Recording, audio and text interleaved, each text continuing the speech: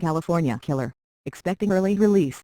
Toasts DA George Gascón Dorset was sentenced to 40 years to life for shooting a rival gang member in the head at close range back in 2005. The convicted killer was captured on video celebrating in his California prison cell after learning that Los Angeles County District Attorney George Gascón had issued a new directive calling for the possible resentencing of inmates following 15 years of imprisonment. Philip Dorset and his cellmate at New Folsom State Prison are seen toasting Gascón with prison moonshine known as White Lightning. "Right here with my cellie," Dorset said while making a toast, according to a video released Tuesday by the California District Attorneys Association (CDAA). "Some white lightning, a little cup, boom. Celebrating us going home on this Gascón directive." Who? Dorset was sentenced to 40 years to life for shooting a rival gang member in the head at close range in 2005. A jury convicted him of second-degree murder and found that he used a gun in the commission of the crime, the release said. The association, in a release, called on Gascón to abandon his reckless policies that put violent criminals like Dorset back on the streets.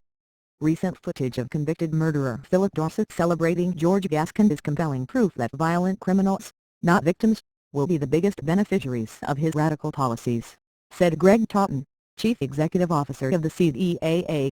"No one is celebrating George Gascón more than violent criminals," Totten continued. The CDAA says that violent criminals could benefit from another directive that eliminates a sentencing enhancement for guns used during felony crimes, which could add an additional 10 to 20 years to a prison sentence, according to the Orange County Register. Placeholder when criminals talk among themselves and share information. The firearm enhancements are not going to be used. It's no longer a deterrent, said Vern Pearson, president of the CDAA. "People are increasingly using guns in the commission of violent crime. Gascón's policies are reckless and dangerous to people of Los Angeles County and the people of California in a broader sense."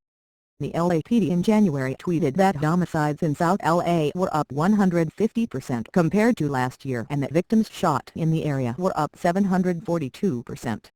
The department called the crime stats shocking.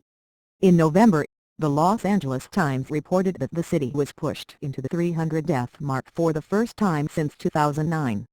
LA recorded 253 homicides in 2019, and 260 in 2018, the paper reported.